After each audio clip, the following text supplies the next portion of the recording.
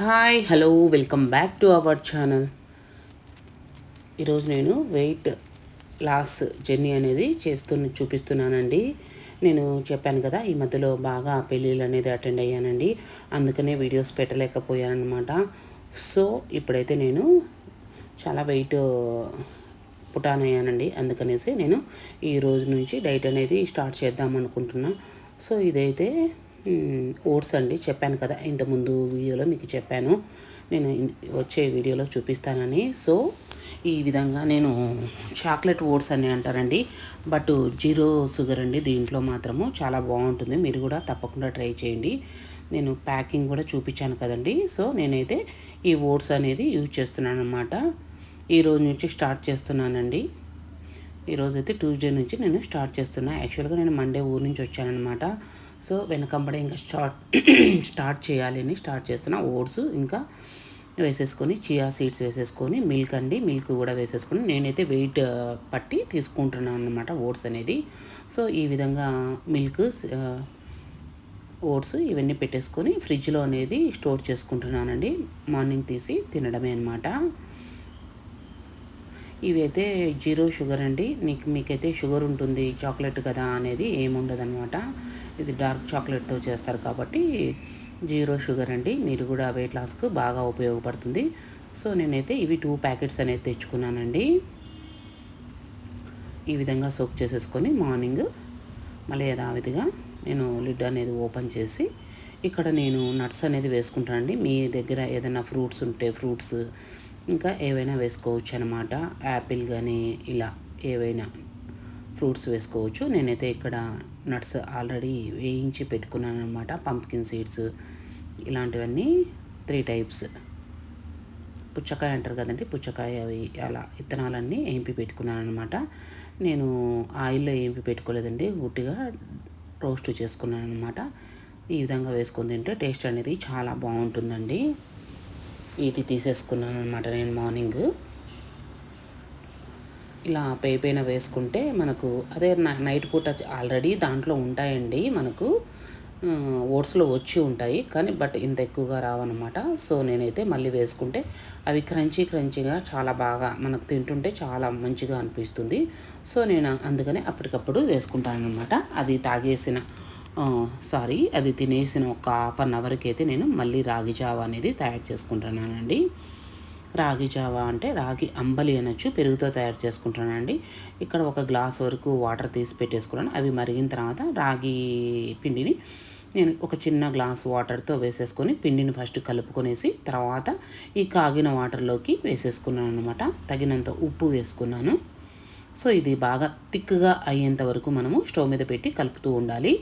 Thick అయిన తర్వాత నేను ఇక్కడ దగ్గర ఒక 3 స్పూన్స్ వరకు, అంటే కొంచెం పెద్ద గంటెతో పెరుగు అనేది తీసుకుంటున్నాను అండి. తీసుకొని ఒక్కసారిగా మొత్తం కలుపుకుంటున్నాను. అది మనకు అంబలి అనేది రాగి పిండిది అది చల్లగా అయ్యేంత వరకు మనము కాసేపు ఒక 10 to 20 మినిట్స్ పక్కన పెట్టుకుంటే చల్లగా అయిపోతుంది. చల్లగా అయిన తర్వాత మనం పెరుగు అనేది కలుపుకుంటే టేస్ట్ అయితే చాలా అంటే చాలా బాగుందండి. యాక్చువల్గా నేను ఎప్పుడు రాగి జావా చేసుకొని తాగేదాన్ని, ఫస్ట్ టైం అనమాట రాగి అంబలి అనేది చేసుకోవడము. రాగి జావ కంటే నాకైతే ఇది చాలా బాగా నచ్చిందండి, రాగి అంబలి. ఇది చల్లగా అయిన తర్వాతే పెరుగు కలుపుకోండి, టేస్ట్ అయితే ఆసం ఉందండి. నాకైతే ఆఫ్టర్నూన్ వరకు ఆకలి అనేది వేయలేదన్నమాట.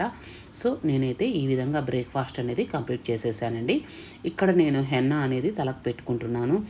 చెప్పాను కదండి, దగ్గర 2 months 1.5 month పెయిన్ అయిందనమాట.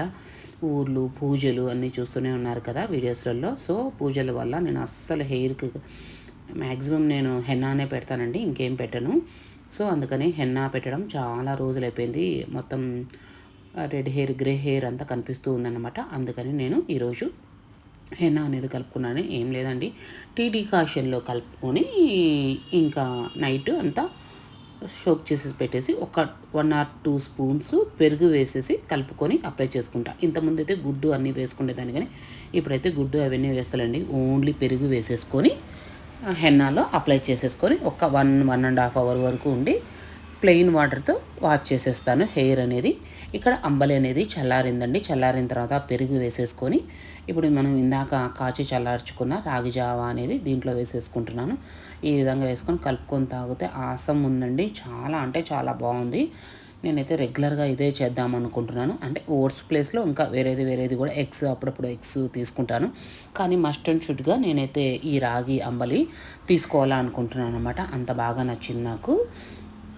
సో మీకు వీలైనంత వరకు రెగ్యులర్గా వీడియోస్ పెట్టాలి అనుకుంటున్నాను. చూస్తానండి. ఇంకా ఇప్పుడు ఊరిలేవి ఫంక్షన్స్ అన్నీ అయిపోయాయి అనమాట. మ్యారేజెస్ దగ్గర 5 మ్యారేజెస్ అయితే అటెండ్ అవ్వడం వల్ల నేను వీడియోస్ అనేది పెట్టలేకపోయానండి. ఊరు వెళ్తూ ఉన్నాను కదా, అందుకనేసి ఇంత లేట్ అయిపోయింది వీడియోస్ పెట్టడానికి. ఇక్కడ నేను ఆఫ్టర్నూన్ లంచ్ అనేది ఇంకా ఉప్మా రవ్వతో చేస్తున్నానండి. వెజిటేబుల్స్ అన్నీ వేసుకొని ఉప్మా రవ్వతో ఇదైతే చాలా అంటే చాలా బాగుందండి. సింపుల్గా ఈజీగా మనము చేసుకోవచ్చు దీన్ని. నేనైతే ఫస్ట్ అయితే ఒక 3 to 4 నెయ్యి వేసానండి. నేనైతే ఇక్కడ నెయ్యితో తయారు చేసుకుంటున్నాను. ఆనియన్స్ కొంచెం ఫ్రై అయిన తర్వాత అల్లం వెల్లుల్లి పేస్ట్ వేసుకున్నాను. తర్వాత ఇంకా టమోటో వేసుకున్నాను. కొంచెం ఆనియన్స్ ఫ్రై అయిన తర్వాత టమోటో, ఇంకా క్యాప్సికము, బేబీ కార్న్, చిన్న బేబీ కార్న్ ఉంటాయి కదండి, అవి ఒక 3 to 4 వరకు తీసుకున్నాను. తర్వాత మష్రూమ్స్ తీసుకున్నాను. మీ దగ్గర ఏ వెజిటేబుల్స్ ఉంటే ఆ వెజిటేబుల్స్ తీసుకోండి. చాలా అంటే చాలా బాగుంటుంది. అలాగే క్యారెట్ కూడా తీసుకున్నానండి.